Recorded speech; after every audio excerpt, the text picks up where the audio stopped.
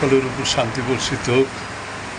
আমি এখন কথা বলবো শ্রীনগরের বটতলা মসজিদের পেশ ইমাম মুফতি মোহাম্মদ শিহাবুদ্দিন সাহেবের সাথে। আসসালামু আলাইকুম। ওয়ালাইকুম আসসালাম ওয়া রাহমাতুল্লাহি ওয়া বারাকাতুহু। আজকে আপনি কিসের উপরে আলোচনা করবেন? পাক কোরআনের সূরা। আজকে আমার আলোচনার বিষয়বস্তু সূরা শুআরার 88 এবং 89 নম্বর আয়াতের পরিপ্রেক্ষিতে, যেহেতু জিলকদ মাস চলতেছে, আশুরুল হুরুম অর্থাৎ সম্মানিত 4 মাস, আল্লাহ পাক রব্বুল আলামিন 12টি মাস থেকে 4টি মাসকে সম্মানিত করছেন। 4টি মাসের ভিতরে একটি মাস হলো জিলকদ, জিলহজ, মুহররম, একটি রজব। যেহেতু জিলকদ মাসের 2য় সপ্তাহ চলতেছে, তে হজ এবং কুরবানিকে সামনে নিয়ে, কুরবানির সামনে সেই কুরবানির দিক নির্দেশনামূলক আলোচনা এই আয়াত এবং হাদিসের মাধ্যমে আলোচনার ইচ্ছা করছি ইনশাআল্লাহ। আসসালামু আলাইকুম। আসসালামু আলাইকুম ওয়া রাহমাতুল্লাহ।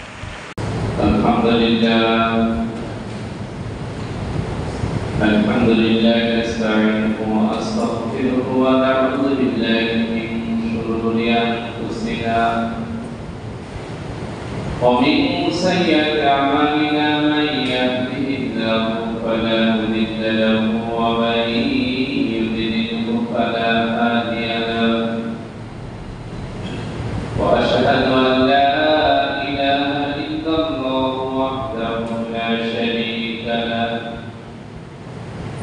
ওয়া আশহাদু আন্না মুহাম্মাদান আবদুহু ওয়া রাসূলুহু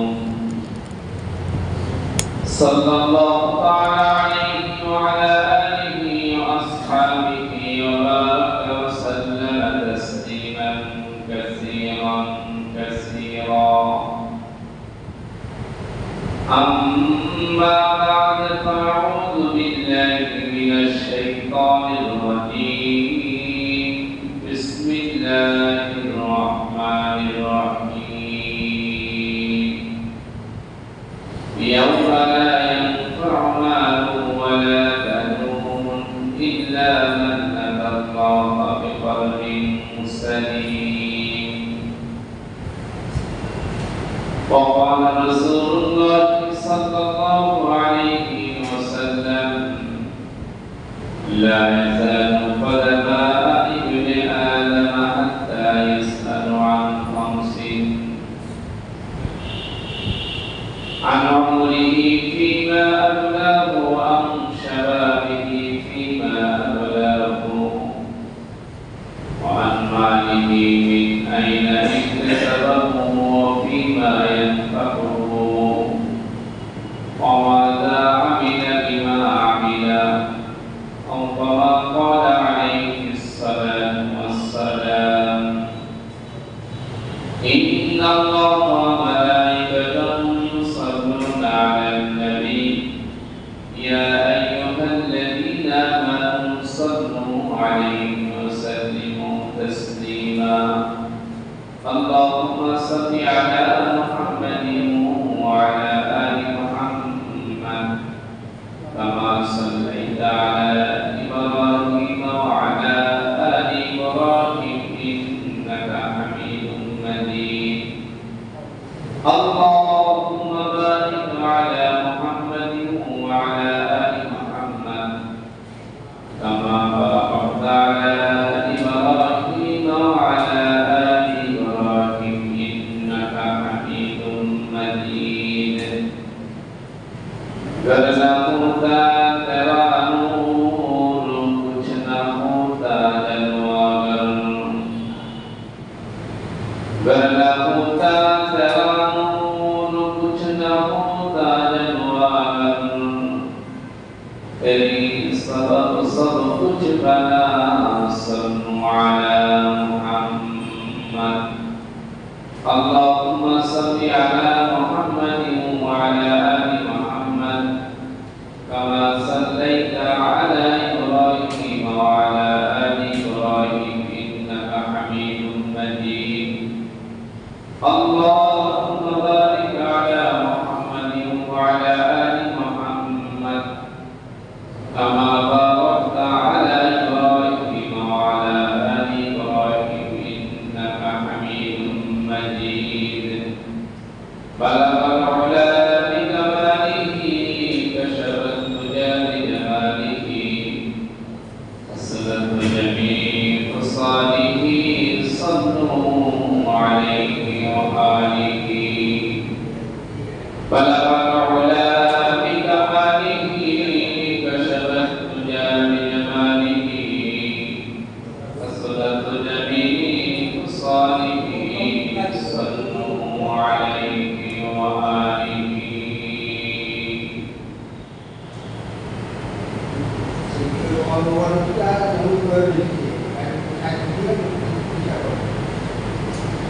আল্লাহ তাবারক ওয়া তাআলার দরবারে শুকরিয়া জ্ঞাপন করছি যে আল্লাহ রব্বুল আলামিন আমাদের সকলকে পবিত্র জিলকদ মাসের দ্বিতীয় সপ্তাহ আজকে জিলকদের ৮ তারিখ আল্লাহ রব্বুল আলামিনের ফজল করম মেহেরবানিতে আমাদের সকলকে জিলকদ মাসের দ্বিতীয় সপ্তাহে জুমার নামাজ আদায় করার জন্য মসজিদে আসার তৌফিক দান করেছেন। এই জন্য মহানভাবে কালিমাত শুকর আদায় করে আলহামদুলিল্লাহ। আমি কোরআনে কারীমের সূরা শুআরা ৮৮ এবং ৮৯ নম্বর আয়াত তেলাওয়াত করেছি। রাসূল আকরাম সাল্লাল্লাহু আলাইহি ওয়াসাল্লামের প্রসঙ্গ হাদিস থেকে ইবনে মাসউদ রাদিয়াল্লাহু আনহু থেকে হাদিস তিরমিজি বর্ণনায় হাদিস তেলাওয়াত করেছি। আল্লাহ রব্বুল আলামিন যদি তৌফিক দান করেন আয়াত এবং হাদিসের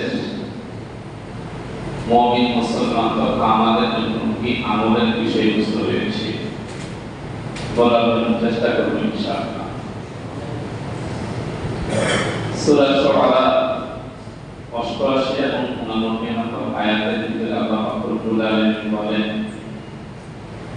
ইয়াওমা লা ইয়ানফা'ু মালুন ওয়ালা বানুন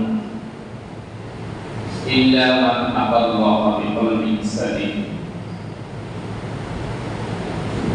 কোরআনের ৮৮ নম্বর আয়াতের প্রথম আয়াত ইয়াওমা লা ইয়ানফা'ু মালুন ওয়ালা বানুন, কাল কিয়ামতের ময়দানে সন্তান এবং মাল কোনো কাজে আসবে না। তবে ইল্লা মান আতাল্লাহা বিকলবিন সালিম, যে ব্যক্তি কলবে সালিম নিয়ে আল্লাহ রব্বুল আলামিনের দরবারে উপস্থিত হবে সেই কাল কিয়ামতের ময়দানে নাজাত পাবে। সুবহানাল্লাহ। প্রথম আয়াতের এই ইয়াওমালা ইয়াউম অর্থ দিন, কিন্তু এই আয়াতের ভিতরে উদ্দেশ্য হলো কিয়ামতের দিন। তাই আমাদের হায়াতের জিন্দেগিতে জন্ম থেকে নিয়ে একবারে জান্নাতে যাওয়ার আগ পর্যন্ত কয়েকটা স্থান অতিক্রম করতে হয়। তার ভিতরে এই যে কয়েকটা স্থান অতিক্রম করতে একটা মানুষ, এই স্থানগুলো কিছু স্থান আছে দৃশ্যমান আর কিছু স্থান আছে অদৃশ্যমান। আদমে আওয়াতে আল্লাহ রব্বুল আলামিন রূপ সৃষ্টি করার পরে পর্যায়ক্রমে আল্লাহ রব্বুল আলামিন মায়ের পেটের মাধ্যমে অস্তিত্ব দান করেছেন মানুষদেরকে। মায়ের পেটে আসার পরে এটাও আমাদের নিকট দৃশ্যমান, মায়ের পেটে আসছে, মায়ের পেট থেকে দুনিয়া আসছে, এটাও কি দৃশ্যমান।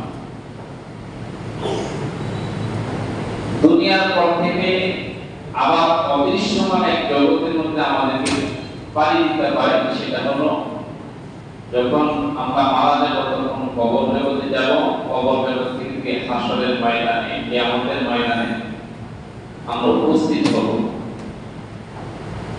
যেটা এই আয়াতের উদ্দেশ্য ইয়াউমা দ্বারা হইল কিয়ামতের জগৎ।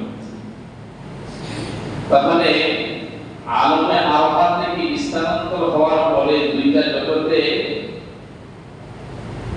বা এক হলো দৃশ্যমান জগৎ আর একটা হলো অদৃশ্যমান কি জগৎ। অদৃশ্যমান জগৎ সেটা কবর, কিয়ামত। ইয়াউমা লা ইয়ানফাউ মালু ওয়ালা বানুন, এই অদৃশ্যমান দৃশ্যমান জগৎ থেকে যখন একজন মানুষ অদৃশ্যমান জগতে পানি জমায়, আমরা যখন পানি জমাবো তখন সেখানে এই দৃশ্যমান জগতের যে দুনিয়া একটা স্থান, এই দৃশ্যমান জগতের আমলের মাধ্যমেই, কর্মের মাধ্যম ফলাফলটাই সেখানে অদৃশ্যমান জগতের মধ্যে প্রকাশিত হবে। ইয়াউমা লা ইয়ানফাউ মালু ওয়ালা বানুন আয়াতের ভিতরে তাফসীরে দেখেন, মারুফুল কোরআনের ভিতরে যে সন্তান দুনিয়ার হায়াতে জিন্দেগিতে আল্লাহ পাক রব্বুল আলামিন মানুষকে সন্তান দান করেন, এবং আল্লাহ পাক রব্বুল আলামিন দুনিয়ার হায়াতে জিন্দেগিতে মানুষকে সম্পদ দান করে, মাল দান করে। এই সম্পদ এবং মাল কেন দান করেন, সন্তান এবং সম্পদ কেন দান করেন? এই জন্য দান করেন আল্লাহ পাক রব্বুল আলামিন যে এই সন্তান এবং সম্পদ দ্বারা সে আখিরাতকে অর্জন করবে, উপার্জন করবে। তো ইয়াউমা লা ইয়ানফাউ মালু ওয়ালা বানুন, কাল কিয়ামতের ময়দানে এই সন্তান এবং সম্পদ কাজে আসবে না। কোন সকল লোকের কাজে আসবে না? তাফসীরি কিতাবে লেখে দুই অবস্থা। এক নম্বরে হলো যে ব্যক্তি দুনিয়ার হায়াত জিন্দেগিতে ঈমান নাই, দুই নম্বরে যে ব্যক্তির আমল নাই, ঈমান নাই এবং কি আমল নাই, এই ব্যক্তিদের কাল কিয়ামতের ময়দানে তার সন্তান কোনো কাজে আসবে না এবং তার মাও কি কোনো কাজে আসবে না। এখন কাল কিয়ামতের ময়দানে যেহেতু কাল কিয়ামতের ময়দান সম্পর্কে এই আয়াতের ভিতরে বলছেন দুইটা ভাগ, একটা হলো দৃশ্যমান জগৎ আর অদৃশ্যমান জগৎ। তো অদৃশ্যমান জগতের যে আমলের হিসাব হবে, সে আমল সম্পর্কে যেহেতু সন্তান, আমার সন্তান আমি লালন পালন করছি, আমার মাল আমি উপার্জন করছি, কোনো কাজে আসবে না, এই কথাগুলোই শুধু এই আয়াতের ভিতরে বলেন নাই, আল্লাহ পাক রব্বুল আলামিন সূরা আবাসার ভিতরে বলতেছেন ইয়াউমা ইয়াফিরুল মারউ মিন আখি ওয়া উম্মিহি ওয়া আবিহি ওয়া সাহিবাতিহি ওয়া বানি লিকুল্লি ইমরিইন মিনহুম ইয়াওমাইযিন শাআনুন ইউগনি। হায়াতে জিন্দেগিতে আমরা আমাদের সন্তানদেরকে লালন পালন করি, সম্পর্ক থাকে, শুধু সন্তান নয়, পিতা মাতা ফ্যামিলির সমস্ত সদস্য একটা ফ্যামিলি। যদি কেউ আমল নিয়ে কাল কিয়ামতের ময়দানে না যায়, তাহলে সে আল্লাহ পাক রব্বুল আলামিনের দরবারে সে কি ধরা খেয়ে যাবে কাল কিয়ামতের ময়দানে। এই আয়াতের ভিতরে একটা চিত্র তৈরি করছে, সেটা হলো যে দুনিয়ার হায়াতে জিন্দেগিতে কেউ আমল না করে, আমল নাই, ঈমান নাই, এখন আল্লাহ পাক রব্বুল আলামিনের কাজ করা কাল কিয়ামতের ময়দানে সে ধরা খেয়ে গেল, অথবা একটা নেকির জন্য সে আটকে গেল, সে নাজাত পাইল না। একটা নেকির জন্য ইয়াউমা ইয়াফিরুল মারউ মিন আখি, তার ভাইয়ের নিকট যাবে। দুনিয়ার হায়াতে জিন্দেগিতে একই ফ্যামিলিতে পিতামাতার ছায়ার নিচে ভাই, এক ভাই আরেক ভাই সে বড় হয়, একসাথে থাকে, মহব্বত ভাইয়ের সাথে। দুনিয়ার জিন্দেগিতে বিপদ পড়লে ভাই ভাইকে সহযোগিতা করে, সাহায্য করে, টাকা দ্বারা হোক অথবা নিজের শরীর দ্বারা হোক সহযোগিতা করে, কি করে না করে। এখন এই ব্যক্তিটা আমল করে না দুনিয়ার হায়াতে জিন্দেগিতে, কাল কিয়ামতের ময়দানে নেকির জন্য আল্লাহ পাক রব্বুল আলামিনের কাজ করে সে ধরা খেয়ে গেল। এখন এই ব্যক্তিটা নেকের জন্য ভাইয়ের নিকট যাবে। ভাই তো দুনিয়ার জিন্দেগিতে সাহায্য করছে একে অপরকে, কাল কিয়ামতের ময়দানে সে আশায় ভাইয়ের নিকট যাবে। ইয়াউমা ফিরুল মারউ মিন আখি, ভাইয়ের নিকট যাবে। ওই দিন ভাই ভাইকে চিনবে না, ভাই ভাইকে চিনবে না। লিকুল্লি মিনহুম ইয়াউমাইযিন শাআনুন ইউগনি, প্রত্যেকে সে নিজের চিন্তা নিয়ে নিজের নাজাত নিয়ে ব্যস্ত থাকবে, ভাই ভাইকে চিনবে না। তারপরে ও উম্মিহি আবি, মা বাবা, ও উম্মিহি আবি, সন্তানকে লালন পালন করে, সন্তানের আপদে বিপদে সব সময় মৃত্যুর আগ পর্যন্ত সন্তানের জন্য পিতামাতা সেই কল্যাণকে কামনা করে। আমার সন্তান হায়াতের জিন্দেগিতে সে লেখাপড়ার লাইনে কিভাবে উন্নতি করে, আমার সন্তান সে কিভাবে দুনিয়ার জিন্দেগিতে সম্পদের দিকে সে কিভাবে অগ্রসর হয়, সুখে শান্তিতে বসবাস করতে পারে, তার দাম্পত্য জীবন কিভাবে সুখী হয়, এই সব কিছু পিতামাতা বিবেচনা করে যে আমার সন্তান কিভাবে তার দুনিয়ার জিন্দেগিটা তার কি হয়, সুখী হয়। কি বলেন, করে না? এই যে পিতা মাতা, এমন পিতা মাতা আছে, মা আছে, সন্তান অসুস্থ হয়ে গেছে, আল্লাহ তাআলা নিকট দোয়া করতেছি, আল্লাহ এই আমার সন্তানের যে অসুস্থতা হয়েছে, যে রোগটা হয়েছে, এই রোগটা আমাকে দিয়ে দাও, তাকে আপনি সুস্থ করে দাও। মহব্বতের কারণে, ভালোবাসার কারণে পিতামাতা সন্তানকে এত পরিমাণ মহব্বত করে, ভালোবাসে, এই ভালোবাসার কারণে সে আল্লাহ তাআলার নিকট দোয়া করে, হে আল্লাহ আমার সন্তানের যে রোগটা হয়েছে, সে অসুস্থ হয়ে গেছে, আমার সন্তান কষ্ট পেয়েছে, আল্লাহ আমার সন্তানের এই রোগটা আপনি আমাকে দিয়ে দেন, আমার সন্তানকে করে দেন, সুস্থ করে দেন। এখন এই পিতামাতার সন্তানের জন্য এত কিছু করে, এত মহব্বত, এত ভালোবাসা, মৃত্যুর আগ পর্যন্ত সব কিছু করার পরেও এই পিতামাতা যখন কাল কিয়ামতের ময়দানে সন্তান সে নেকির জন্য, একটা নেকির জন্য সে আটকে যাবে, জান্নাত যেতে পারতেছে না, সন্তান মার নিকট যাবে, বাবার নিকট যাবে, এত মহব্বত করছে দুনিয়ার ভিতরে, কাল কিয়ামতের ময়দানে পিতামাতাই সন্তানকে চিনবে না। আল্লাহু আকবার। ওয়া উম্মিহি ওয়া আবি ওয়া সাহিবাতিহি ওয়া বানি, সাহিবাত স্ত্রী, যখন একজন পুরুষ একজন মহিলা বিবাহ হয়, তখন পুরুষ মহিলা একে অপরের সহযোগী হয়, একে অপরকে ভালোবাসে, ভালো মন্দ বিবেচনা করে। এটি আমরা দেখি যে স্বামী তার স্ত্রীর জন্য পাগল, স্ত্রী তার স্বামীর জন্য কি পাগল। অসুস্থ হইলে সেবা করে, সব সময় তার কাছে থাকে, তাকে ভালোবাসায়, সব সময় তার নিকটে থাকে।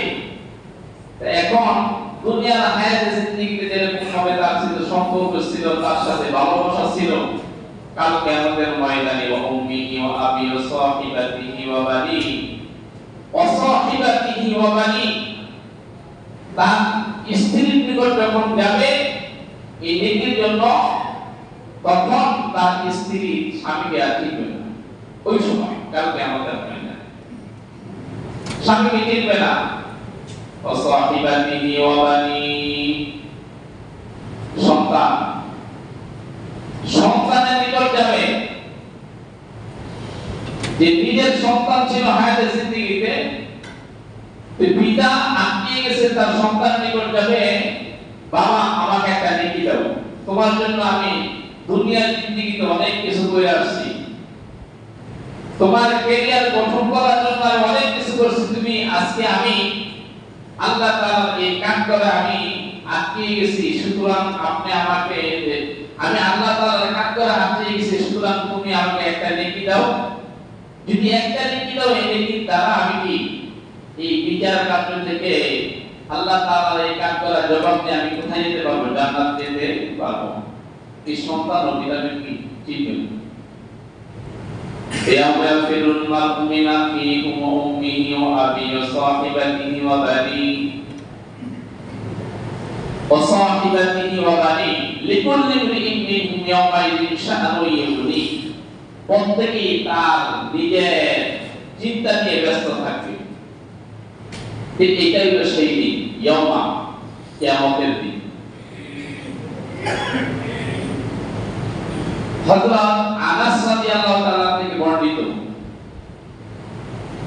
হযরত আনাস রাদিয়াল্লাহু তাআলা থেকে বর্ণিত, রাসূল আকরাম সাল্লাল্লাহু আলাইহি ওয়াসাল্লাম সাহাবায়ে কেরামকে নিয়ে বসে আছেন, হাসতেছেন।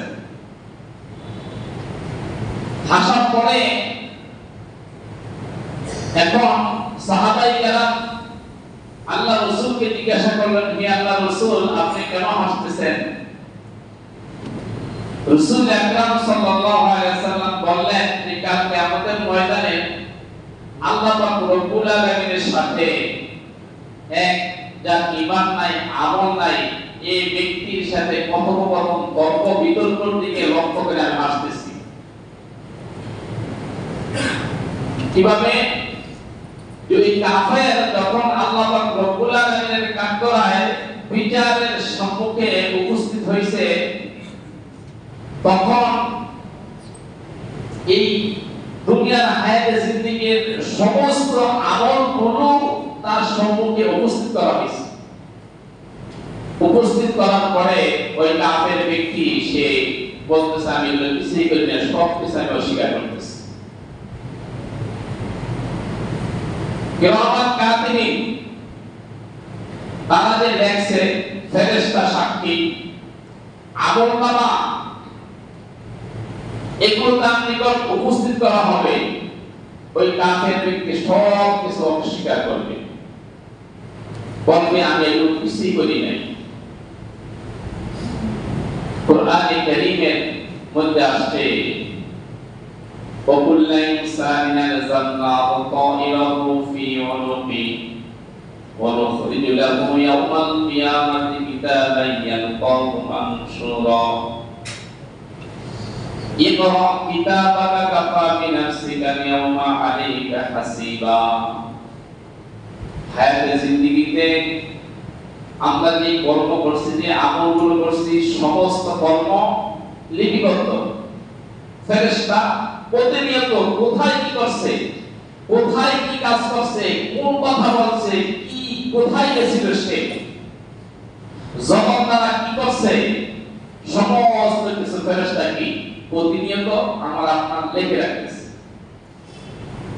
তো যখন মৃত্যুবরণ করব, তখন আমার আমলনামাটা তৈরি হয়ে যাবে। কোরআনে কারীমের সূরা বনী ইসরাঈলের এই 13-14 নম্বর আয়াতে 14-15 নম্বর আয়াতের ভিতরে আল্লাহ পাক রব্বুল আলামিন বলতেছেন যে কুল্লু ইনসানিন আলজামনাহু তাইরাহু ফি উনুকি। প্রত্যেক মানুষকে তার আমলনামা তার গর্দানের ভিতরে ঝুলিয়ে দেওয়া হবে, গর্দানে আর লটকিয়ে দেওয়া হবে। কুল্লু ইনসানিন আলজামনাহু তাইরাহু ফি উনুকি وَنُخْرِجُ لَهُ يَوْمَ الْقِيَامَةِ كِتَابًا يَلْقَاهُ مَنشُورًا। কাল কিয়ামতের ময়দানে যা কিছু আছে সব কিছু প্রকাশিত করে দেওয়া হবে।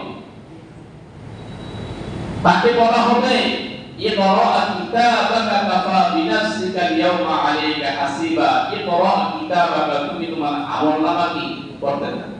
ইকরা কিতাবাকা কাফা বিনাফসিকা আল-ইয়াওমা আলাইকা হাসিবা।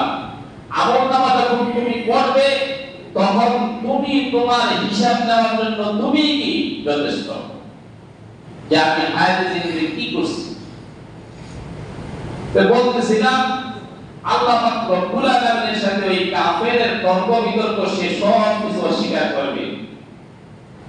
অস্বীকার করার পরে এক সময় ওই কাফের বলবে, হ্যাঁ আমি বিশ্বাস করতে পারি, আমি মেনে নিব যদি আমার পক্ষ থেকে কেউ সাক্ষী দেয়, আমার শরীরের মধ্যে থেকে কেউ কি কোন অঙ্গ প্রত্যঙ্গ সাক্ষী দেয়, তাহলে আমি আজকে আপনার এই হিসাবটাকে আমি মেনে নিব। আল-ইয়াওমা নাখতিমু সূরা ইয়াসিন লিসানিয়াওমা নাখতিমু আলা আফওয়াহিহিম ওয়া তুকাল্লিমুনা আইদিহিম ওয়া তাশহাদু আরজুলুহুম বিমা কানু ইয়াকসিবুন।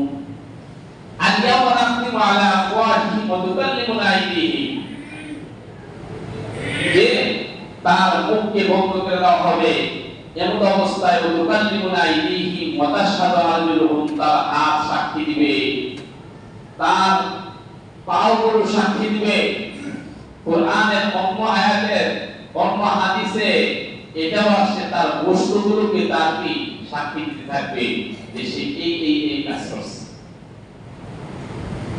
সে এই কাজ করছে। তখন ওই ব্যক্তি তার নিজের শরীরকে বলবে যে তোমার জন্যই তো আমি এই সমস্ত কাজগুলো করছি, আজকে তুমি আমার বিরুদ্ধে কি সাক্ষী দিলা। আল-ইয়াওমা নাখতিমু আলা আফওয়াহিহিম ওয়া তুকাল্লিমুনা আইদিহিম ওয়া তাশহাদু আরজুলুহুম বিমা কানু ইয়াকসিবুন। তখন রাসূল আকরাম সাল্লাল্লাহু আলাইহি ওয়াসাল্লাম বলছেন যে আমি আসতেছি এজন্য যে কাফের আল্লাহ পাক রব্বুল আলামিনের সাথে কি তর্ক বিতর্ক সে কি এইভাবে কি করতেছে। এটা হলো কালকে আমাদের ময়দান। আল্লাহ রাসূল সাল্লাল্লাহু আলাইহি ওয়াসাল্লাম মেহরাবে বসে থাকার পরে সাহাবায়ে কেরামকে জিজ্ঞাসা করলেন, ও সাহাবায়ে কেরাম, তোমরা কি জানো সবচেয়ে বড় দরিদ্র কে, গরিব কোন ব্যক্তি? তখন সাহাবায়ে কেরাম বললেন যে আল-মুফসিদু ফিনা মান লা ইয়ারহাম লাহু ওয়া লা মাফা। সবচেয়ে আমাদের ভিতরে সবচেয়ে গরিব তো ওই ব্যক্তি, আল-মুফলিসু মান লা দিনারা লাহু, যার কি নাই টাকা পয়সা নাই, ওয়া লা মাতা, যার কোনো অর্থ সম্পদ কিছুই নাই, সে তো সবচেয়ে গরিব। তখন রাসূল আকরাম সাল্লাল্লাহু আলাইহি ওয়াসাল্লাম বললেন, না, ওই ব্যক্তি সবচেয়ে বড় গরিব ওই ব্যক্তি কাল কিয়ামতের ময়দানে যে ব্যক্তি নামাজ পড়ছে, হায়াতের জিন্দেগিতে দুনিয়ার নামাজ পড়ছে, 5 ওয়াক্ত নামাজ পড়ছে, আবার রোজা রাখছে, হজ করছে, আমলগুলো করছে, এবং সে অনেক পরিমাণ আমল নিয়ে কাল কিয়ামতের ময়দানে উঠবে। পাশাপাশি সে আবার গুনাহের কাজও করছে, মানুষকে ঠকাইছে, মানুষকে ঠকিয়ে সে অর্থ সম্পদ উপার্জন করছে, মানুষকে কষ্ট দিছে, মানুষের উপর জুলুম করছে, নেক কাজ করছে, আবার এই কাজও কি করছে, জবান দ্বারা কষ্ট দেয় মানুষকে, কষ্ট করার পরে এই পাহাড় পরিমাণ সে এই আমল নিয়া কাল কিয়ামতের ময়দানে ওঠার পরে এক এক ব্যক্তি আসবে, তার বিরুদ্ধে সাক্ষী দিবে আল্লাহ পাক রব্বুল আলামিনের দরবারে, হে আল্লাহ, সে তো আমার এই সম্পদটা বিরাজ করে নিয়ে গেছে। এখন এর বদলা কি হবে? তার যে আমলগুলো আছে, এই আমল তাকে কিছু আমল দিয়ে দেব। এরকম ভাবে প্রত্যেক পাওনাদার আস্তে আস্তে আস্তে তার সমস্ত আমলগুলো কি হয়ে যাবে, শেষ হয়ে যাবে, নিঃশেষ হয়ে যাবে। এখন দেখেন, এক ব্যক্তি এত আমল নিয়ে ওঠার পরে এখন সে দুনিয়ার জিন্দেগিতে এই কর্ম করার পরে এখন পাওনাদারকে সমস্ত কিছু দেওয়ার পরে তার কি এখন সবকিছু কি খালি, কিছুই নেই। রাসূল আকরাম সাল্লাল্লাহু আলাইহি ওয়াসাল্লাম বললেন যে এই ব্যক্তিটা সবথেকে দরিদ্র, এই ব্যক্তিটা সবচেয়ে বড় সে নিঃস্ব। এখন হায়াতের জিন্দেগির এক অবস্থা, আবার কাল কিয়ামতের ময়দানে কি আরেক অবস্থা। এটাই বুঝাইতেছিলাম যে দৃশ্যমান জগৎ আর অদৃশ্যমান জগৎ। দৃশ্যমান জগৎ মায়ের পেট থেকে আসার পরে দুনিয়ার জিন্দেগিতে এটা আমরা দেখতেছি, সবকিছু করতেছি, আর অদৃশ্য জগতে কবর থেকে নিয়ে কাল কিয়ামতের ময়দান পর্যন্ত ইয়াউমা লা ইয়ানফাউ মালু ওয়ালা বানুন, ইয়াউম তারা, এই দিনটির কথাই আল্লাহ পাক রব্বুল আলামিন বুঝিয়েছেন। ইয়াউমা লা তারা, কাল কিয়ামতের ময়দানে সন্তান এবং মাল সম্পত্তি কোনো কাজে আসবে না। ওই ব্যক্তির কাজে আসবে না যে ব্যক্তি তার ঈমান এবং আমল নিয়ে দুনিয়া থেকে করবে না, তাতে কোনো কাজে আসবে না।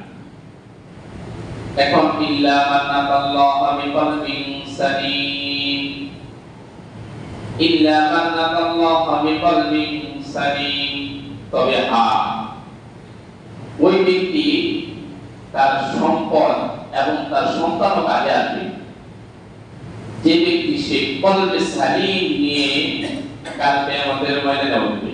কলবে সালিম, কলবে সালিম কাকে বলা হয়? কলব অর্থ অন্তর, সালিম শব্দ হইল সুস্থ অন্তঃকরণ। কলবে সালিমের মারিফুল কুরআনের ভিতরে কলবে সালিমের দুইটা অর্থ রয়েছে। এক নম্বর অর্থ হলো যে ব্যক্তির ভিতরে আল্লাহ পাক রব্বুল আলামিনের ভয় আছে, সেটা হলো কলবে সালিম। এক নম্বর কি? যার অন্তরের ভিতরে কি আছে? আল্লাহ তাআলা ভয় আছে, সেটা হলো কলবে সালিম। এখন কোরআনে কারীমের ভিতরে বিভিন্ন জায়গায় কিছুদিন এই মাসের আগের মাসে আমরা রমজান মাস, আগের মাসে রমজান মাস গেছে, লাআল্লাকুম তাত্তাকুন, রমজান মাসে তোমরা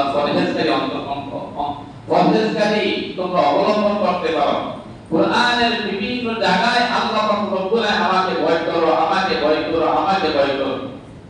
এই ভয়ের অর্থ হলো, এখন বাস্তবিক অর্থে যদি কাহার অন্তরে ভয় থাকে তাহলে সে কখনো কি গুনাহ করতে পারে না। তো এখন কলবে সালিমের এক অর্থ হলো যার অন্তরের ভিতরে আল্লাহ পাক রব্বুল আলামিনের ভয় আছে, সেটার কি কলবে সালিম।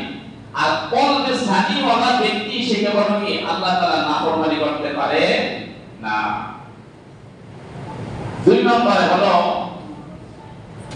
যে ব্যক্তির ইচ্ছাটা আল্লাহ পাক রব্বুল আলামিনের ইচ্ছার সাথে বিসর্জন দিতে পারে, যে ব্যক্তির ইচ্ছাটা আল্লাহ পাক রব্বুল আলামিনের ইচ্ছার সাথে বিসর্জন দেয়, সেটা কি কলবে সালিম। হযরত ইব্রাহিম আলাইহিস সালাতু ওয়াস সালামের ঘটনা শুনেন।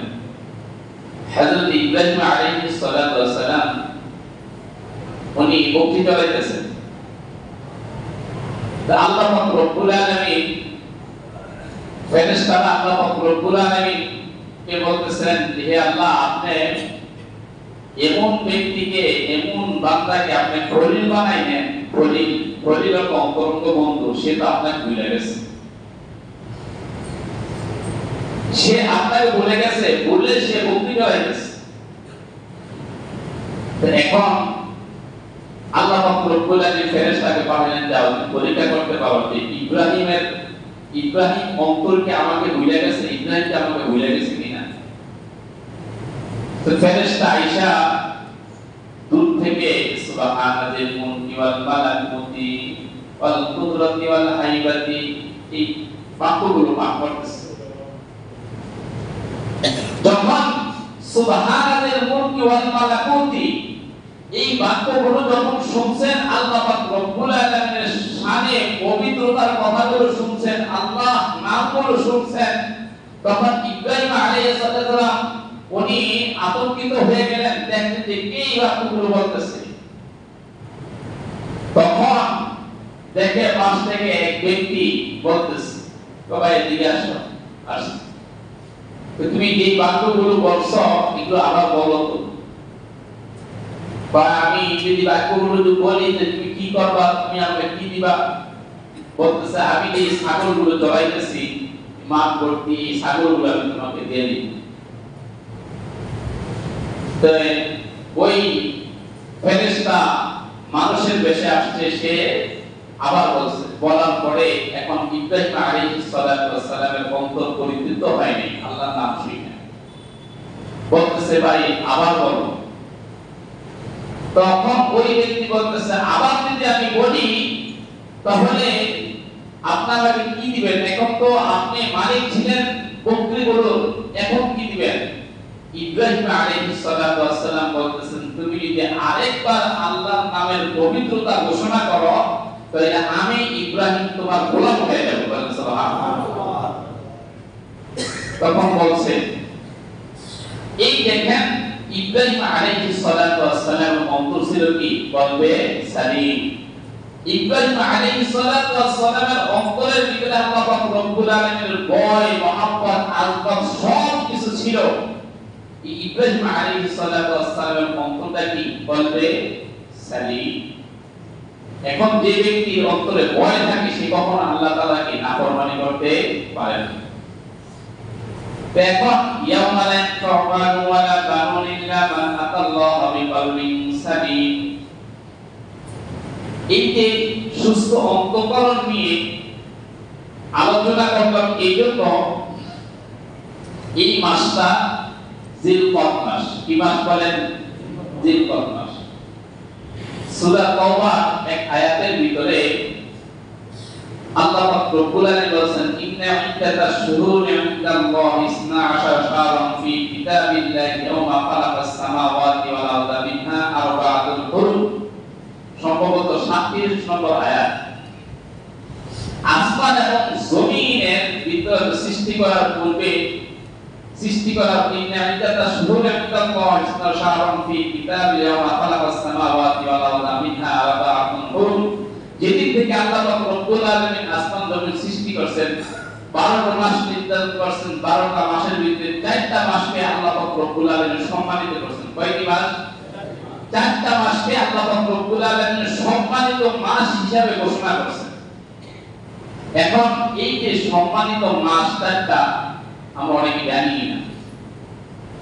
4টা মাস, 12 মাসের ভিতরে 4টা মাস সম্মানিত। এই 4 মাসের ভিতরে 3টা মাস লাগাতার মাস একসাথে, জিলকদ, জিলহজ, মুহররম। বলেন জিলকদ, জিলহজ, মুহররম। প্রত্যেক মুসলমানের জানা থাকা দরকার আরবি মাসগুলো সম্মানিত মাস, যেখানে আল্লাহ রব্বুল আলামিন ঘোষণা করেছেন সম্মানিত মাস।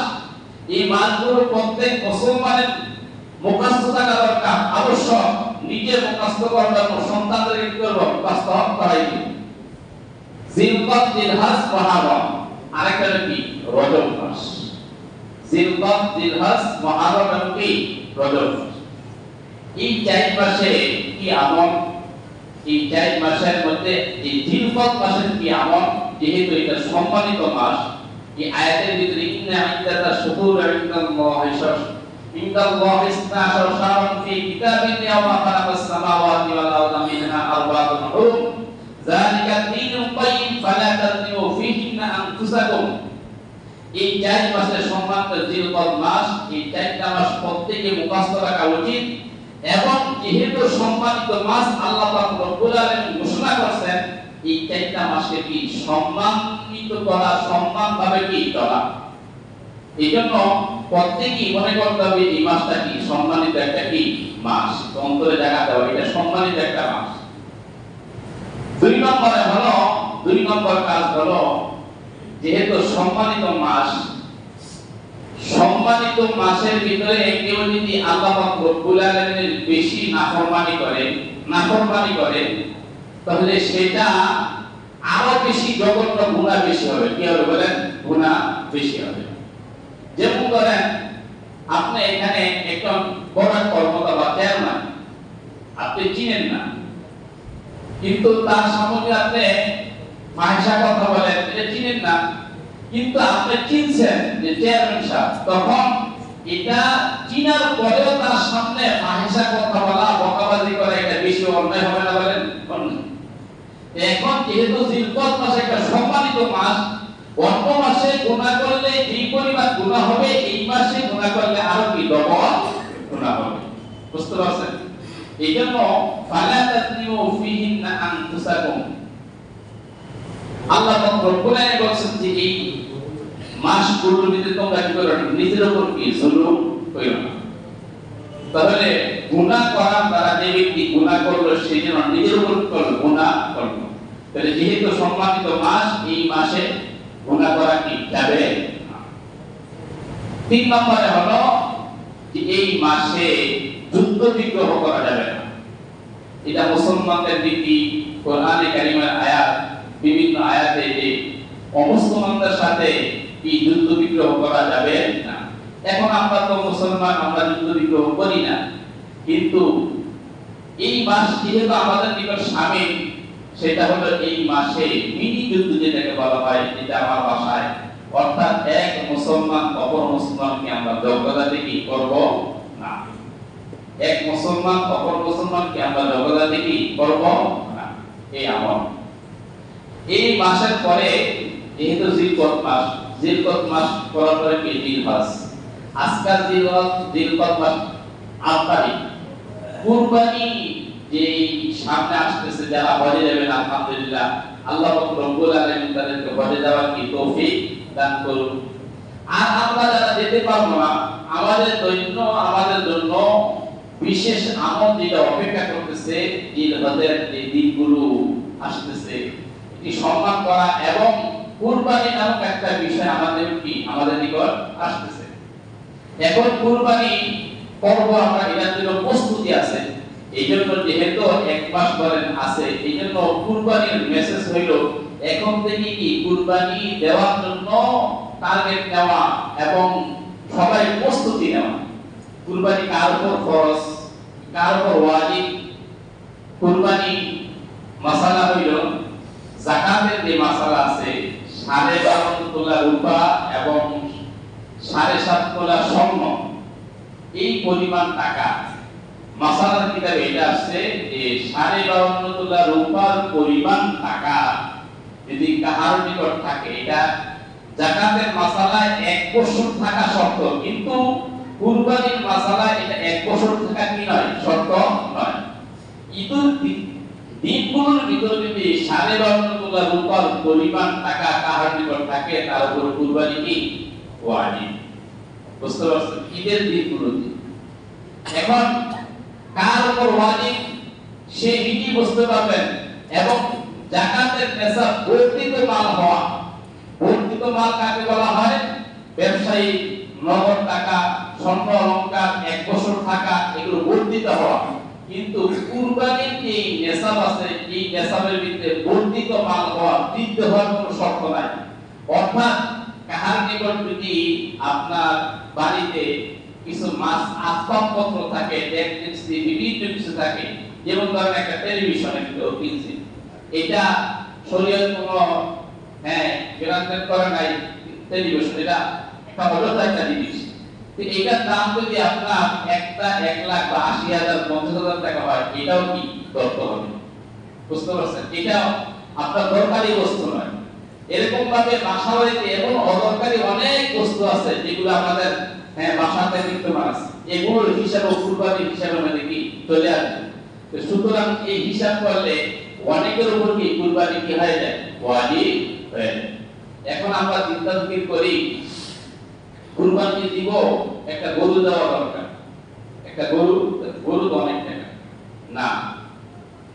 ইসলাম শরীয়তের এমন অনেক আমল আছে যেটা প্রত্যেকই আমল করা প্রত্যেকের জন্য কি সহজ। একটা বকরি বা একটা খাসি, একটা মানে দুম্বা বা আপনার বেড়া, এটা কিন্তু কি 50,000 টাকার প্রয়োজন নাই। কত হাজার টাকা হইলে চলে? 10 থেকে 12,000 15,000 টাকা হইলেই কিন্তু কি চলে। এখন যদি আমি বলি যে গরু কিনতে পারবো না, বিদায় কুরবানি করবো না, তাহলে আপনি এই মাসের সম্মান করলেন না, আপনার অন্তরে আল্লাহ পাক রব্বুল আলামিনের ভয় নাই, আপনার অন্তরে আল্লাহ পাক রব্বুল আলামিনের কি মহব্বত কি আপনার নাই। যার দরুন আপনি মনে করতেছেন যে আমি বড় পশু দিয়ে কুরবানি করতে পারবো, হ্যাঁ মানুষ কি করবে আমি করতে পারতেছি না। না, আপনার আমার কাজ হইল এমন কাজ করা যে কাজে আল্লাহ তাআলা কি হয়, খুশি হয়। আল্লাহ তাআলা খুশি হন আমার সামর্থ্য যতটুকু আছে ততটুকু আমি করব। যার সামর্থ্য আছে যে 5টা গরু দিয়ে করবে সে সেটা উদ্যোগ করবে, যার সামর্থ্য আছে 10টা দিয়ে করবে সে ওটুকুই কি করবে আল্লাহ তাআলাকে খুশি করার জন্য। যার সামর্থ্য আছে একটা খাসি দিয়ে কি করবে, কুরবানি করবে, সে এতটুকু করবে। যেহেতু কলবে সালিম, আল্লাহ রব্বুল আলামিনের খুশি করার জন্য আমরা এই কাজগুলো করি। সুতরাং একটা খাসি দিয়ে হইলো কি করবো আমরা কুরবানি করবো। যাই হোক, বিয়েতে 1 মাস আছে, 1 মাস আগে জানানোর অর্থ হইল এখন থেকে প্রস্তুতি নেওয়া, কুরবানির প্রস্তুতি নেওয়া যে আমার কি কুরবানি করতে হবে। আল্লাহ রব্বুল আলামিন আমাদের সকলকে এই কথাগুলো বলল কি আরো আমল করা কঠিন।